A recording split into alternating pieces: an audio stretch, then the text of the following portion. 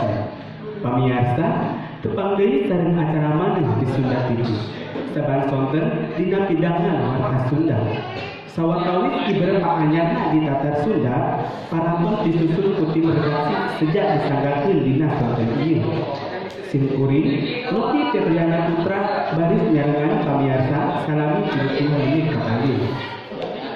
Balatik di tempat wisata basisir Pangandaran, tetela bisa ngadatangkeun kauntungan. Balatik naoge bisa diandelkeun pikeun ngabayuan kulawargana. Sumangga nyanggakeun bae wartana. Di kawasan wisata Pangandaran, ti baheula ku kakiwari teu saeutik nu ngahajat nya kasar tina balatik rupa-rupa kadaharan jeung kaulinan.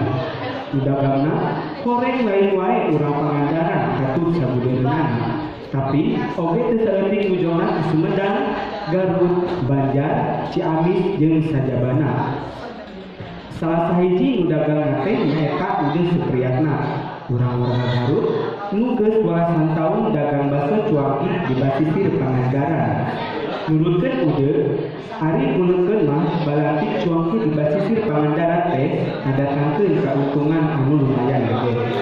Ude ge bisa ngabayuan kulawargana tina ladang balatikna teh. Buktina ayeuna dina sapoe Ude bisa ngalabati nepi ka 300.000. Menurutkan Ude jeung padagang sejenna nu dagang di Pangandaran teh boga beuletan atawa organisasina.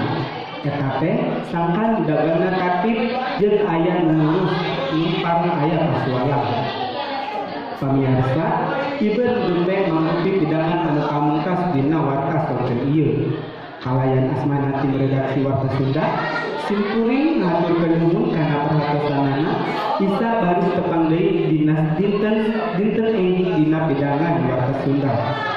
Aya saur sesepuh kapungkur ulah pinter memeh gawe.